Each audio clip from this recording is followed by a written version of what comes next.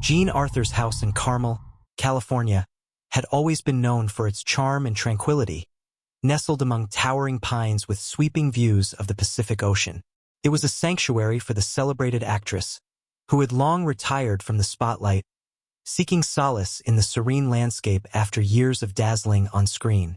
The house, a quaint cottage with its ivy-covered walls and creaky wooden floors, exuded an old-world charm that felt timeless. But as time went on, whispers began to spread about strange occurrences that took place within its walls. It was subtle at first, a soft giggle, faint and playful, that seemed to drift through the rooms when the house was otherwise empty. A visitor might hear it from the sitting room, where Jean would once entertain guests with stories of her days in Hollywood. Some believed it was simply the wind playing tricks, a passing sound, but others weren't so sure. The laughter had a warmth to it, a knowing quality, as though Jean herself were still there, enjoying the company of those who dared to stay after sunset. The most unsettling events occurred in the evenings, when the moonlight bathed the veranda in silver light. On quiet nights, guests would sometimes catch a glimpse of a figure slender, poised, standing at the edge of the veranda, wearing a wide-brimmed antique hat. The silhouette was unmistakable, and many who had seen it swore that it resembled the iconic actress in her prime. The figure would stand motionless, gazing out at the ocean, before vanishing into the shadows, leaving the viewer with a sense of unease, as if they had seen something they weren't meant to. The strange happenings didn't stop there. On occasion, when the house was left undisturbed, a faint rustling could be heard, like pages turning, the sound of a script being flipped. No one knew where it came from, as Jean's personal belongings had been carefully packed away long ago. Yet, the sound of pages would drift through the hallways, particularly in the study, where she had once sat for hours, working on scripts for her films. For some, these events were merely remnants of a bygone era, a nostalgic trace of a time when Jean Arthur had ruled the silver screen. For others, they were something far more mysterious, an unexplainable presence that refused to leave the home she had loved so much. No one could say for certain whether it was truly her spirit lingering in the house, but one thing was clear. Jean Arthur's house was never quite as empty as it seemed. Guests would often leave, unsure if they had simply been caught up in the myths of the place. But one thing remained constant, the feeling that Jean Arthur was never far, her laughter lingering in the corners and her silhouette always watching, just out of reach. The occurrences at Jean Arthur's house continued to grow more vivid and frequent, until the house itself seemed to breathe with the presence of its former owner. Those who came to visit began to whisper among themselves about the things they had seen, things they couldn't explain. It was on one particularly foggy evening that a new visitor, a writer who had recently moved to Carmel, came to stay at the house. He had heard the rumors but had dismissed them as fanciful tales, nothing more than local lore.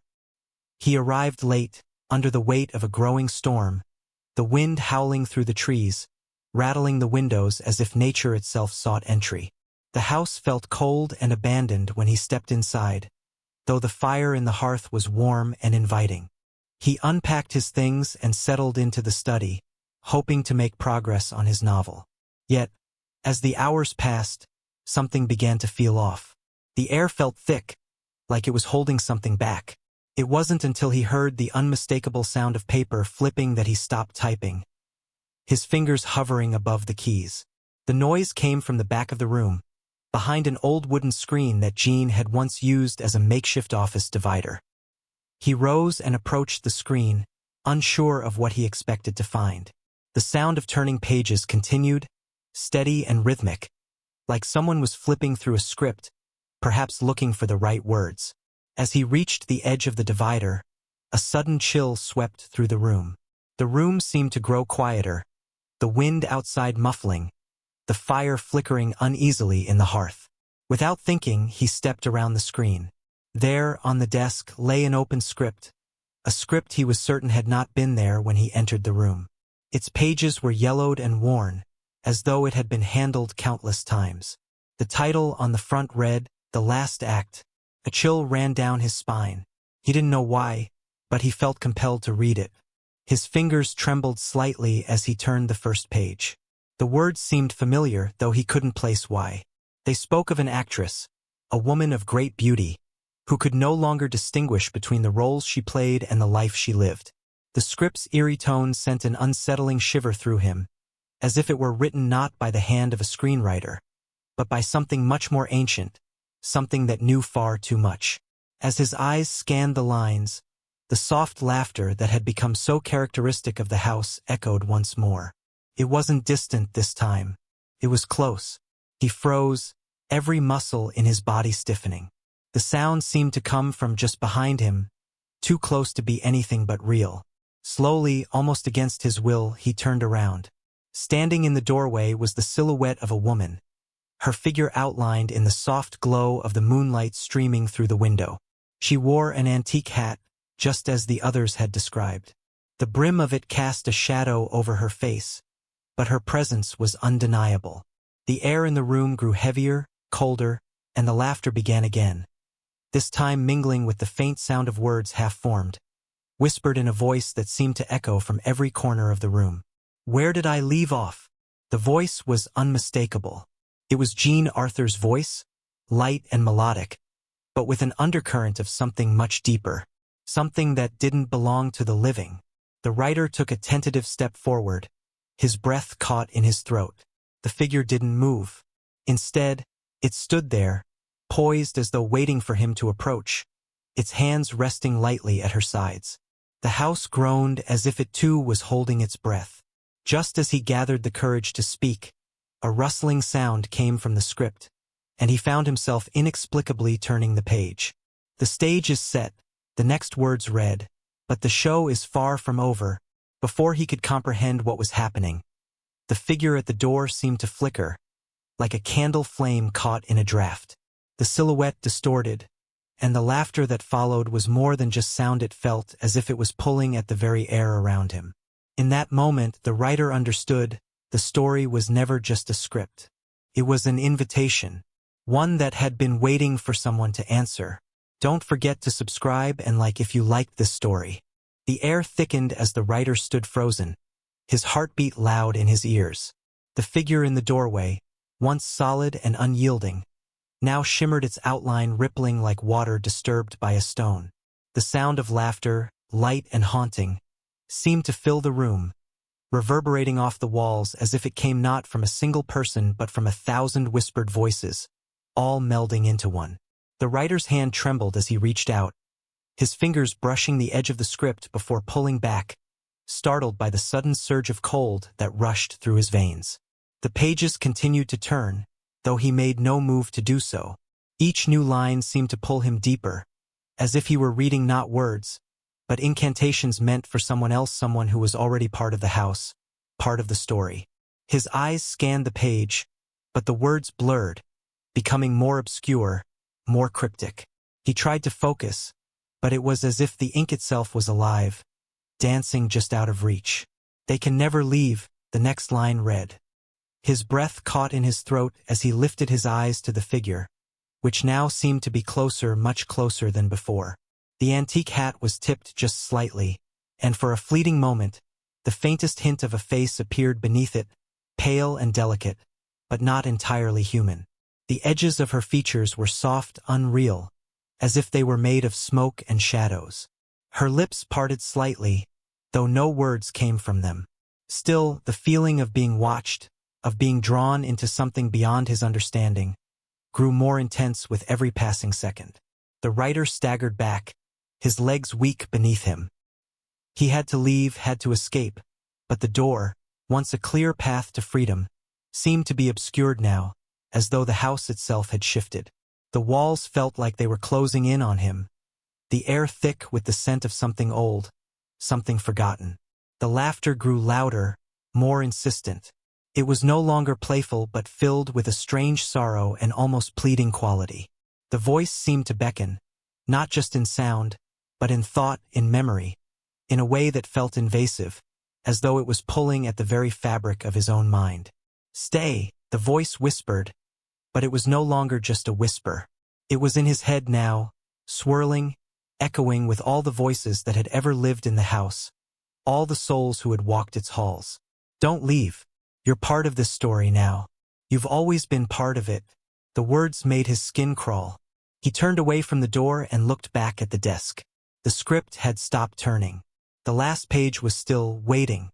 He couldn't explain why, but he felt an undeniable pull toward it, an urge to read the final words, to complete the story. With trembling hands, he flipped to the last page. The words there were written in a different script altogether, a hand he didn't recognize. It was the final act, the part no one had seen, the part that only the house knew. The ink was darker, heavier, as though it had been written in haste, in desperation. The show must go on, it read, but only if you join. Before he could process what that meant, the temperature in the room dropped drastically. His breath turned to fog as a new sound filled the space, the unmistakable sound of footsteps. Slow, deliberate, echoing through the hallway beyond the study. The figure in the doorway didn't move, but its presence was unmistakable. And now, in the darkening room, something else had appeared, another shape, another shadow, this one larger, more imposing. It loomed in the hallway, just out of his sight, and yet it was closer than ever. Then, as if in answer to an unspoken question, the figure in the doorway spoke again, its voice now a low, almost mournful hum. "It's time for you to step onto the stage." The writer wanted to scream, to run, but his feet wouldn't obey. His mind raced, desperately seeking any means of escape, but there was no escape. Not from the house, not from the story. And then, the floor beneath him seemed to shift, the house itself bending, warping around him. The walls, once solid and comforting, now seemed to pulse like a living thing, and the shadows on the floor grew long, stretching toward him like fingers reaching from the depths. The laughter, once a distant echo, now filled every corner of the room, louder and louder, until it was deafening. Suddenly, the door to the study slammed shut with a force that sent a shockwave through the entire house. The room went dark. His heart pounded in his chest as he reached out, feeling for the light switch, but there was nothing but darkness and the overwhelming sense that something was shifting, something was coming. The laughter was gone, replaced by something far worse. Silence. Complete, suffocating silence. The writer's eyes adjusted to the darkness. The shadows no longer made sense. They weren't merely the absence of light. They moved. They watched. They waited. "You've come to stay." It was Jean's voice again, this time directly in his ear, as if she were standing right behind him. The writer's breath caught in his throat. His body froze, paralyzed by the feeling that someone or something was right there with him. The silence in the room stretched, heavy and oppressive, making the darkness feel even deeper. His pulse thudded in his ears as he slowly turned, his eyes searching desperately for any sign of movement. But there was nothing. The room remained still, the walls suffocatingly close. Yet that voice, Jean's voice, echoed in his mind. It was impossible to tell if it was a whisper or something deeper, a part of the house itself reaching out, pulling him in. His eyes darted to the script on the desk, now shrouded in shadow. The final page, the one with those cryptic words, was still open, staring back at him. It almost seemed to glow in the dimness, beckoning him like a lighthouse to a ship lost at sea. With a hesitant hand, he reached for it again, his fingers brushing the pages with a coldness that didn't seem natural. The words on the final page flickered in the dim light, like the faintest hint of something trying to materialize. He leaned in closer, his breath coming in shallow gasps. "You are not the first." The words seemed to burn themselves into his mind. The chill in the air deepened, and the shadows around him thickened, swirling like ink in water. The room seemed to twist, ever so slightly, the corners of his vision blurring and stretching as if the very fabric of reality was being pulled taut, ready to snap. Then, a soft sound broke the stillness. A creak, faint but unmistakable. The floorboards, not far from where he stood, groaned under a weight that was not his own. He spun around. There, in the far corner of the room, was a shadow moving slow, deliberate. It was tall, thin, and it seemed to sway as if caught in the same haunting rhythm that the laughter had once followed. The figure had no distinct features, no face, but the sense of being observed was undeniable. And then a laugh. Faint at first, but growing clearer, more defined. It wasn't just Jean's laugh anymore. It was joined by others, overlapping, layering upon one another until it became a cacophony of voices soft, sweet, and broken all at once. Laughter that echoed across time, that twisted and turned like a thread unraveling. It was as if the walls themselves were filled with the memories of all who had lived and died within them, their voices rising in a haunting chorus. The writer's hand clenched around the script, but he couldn't bring himself to let go. The room had become a maze, every corner shifting, every step leading him further into the unknown. The walls seemed to breathe, pulling inward and then expanding, as though the house were alive, as though it were waiting for something or someone to join it. The shadow in the corner moved again, drawing closer. His heart raced, but his legs felt rooted to the floor. "You've read the script," the voice whispered, as though it had always been there. "You know how this story ends. You've been chosen." Chosen? The words rattled in his mind, but he couldn't comprehend their meaning. Had he been chosen to stay? To become a part of this twisted, eternal play? The thought was maddening, yet it made sense in a way he couldn't escape. The figure in the corner stepped into the faint light. It was a woman, tall and gaunt, draped in a gown that seemed to shimmer with an eerie, unnatural glow. Her face was pale, her eyes black voids that seemed to pierce right through him. She reached out, her long fingers brushing the edges of the script. And then, a voice not Jean's, but something deeper, older, filled the air. "This is your final act." The writer's heart skipped a beat, the words making his skin crawl. His vision blurred as the shadows pressed in closer, wrapping around him like a suffocating shroud. The walls seemed to twist, the corners of the room stretching outward, as if the very space was bending to some unseen force. He tried to turn away, but his body no longer obeyed. He was caught in the grip of something far beyond his understanding. The laughter was deafening now, a swirling chorus of voices that seemed to draw closer, filling every inch of the room, until he could no longer tell if it was real or imagined. It surrounded him, smothering him in its noise, in its presence. The show must go on, the voice intoned, the words almost a chant, repeating in an endless loop, as though the house itself was urging him toward something inevitable. Suddenly, the room darkened entirely, so black that even his own hands seemed to disappear in front of his face. The sound of pages flipping came again, louder now, as if the script was alive and turning on its own, its ink bleeding across the pages like blood. And somewhere, in the distance, a door creaked open. "It's time," the voice said, "to step onto the stage." The air became thick with anticipation, and the writer felt a pull at his soul, a deep, undeniable force drawing him toward that open door. The shadows parted for just a moment, and through the gap he saw it, the stage. A place of light, of people, of faces he had seen in dreams. The figure in the gown was already moving toward it, beckoning him to follow.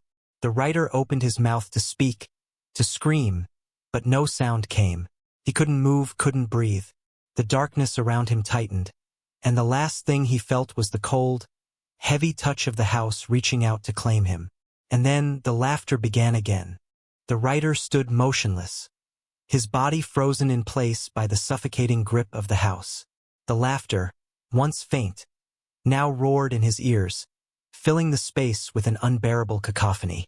The shadows in the room seemed to stretch toward him, their dark fingers wrapping around his limbs, pulling him closer to the waiting door, the doorway to the stage. The figure in the gown, her eyes dark and hollow, was already standing there, her hand extended, as if inviting him into the very heart of the house. "It's time," the voice whispered again. But this time it was no longer Jean's gentle laugh. This voice was ancient, otherworldly, like the echo of 1,000 souls long forgotten. It felt as though the house itself were speaking through her, through all the laughter, through the voices that had never left. The writer's thoughts raced, his heart pounding in his chest. He tried to move, to break free, but his legs wouldn't respond. The shadows constricted tighter, and the walls seemed to pulse with a rhythm that matched his racing pulse. The door was no longer an escape. It was the inevitable destination, the only place left for him to go. You've been chosen, the voice intoned once more, cold and final. You've read the script. You've walked the path. You belong here now, and in that moment the writer understood. He wasn't just a visitor to the house. He wasn't just reading the script. He was part of it. He had always been part of it.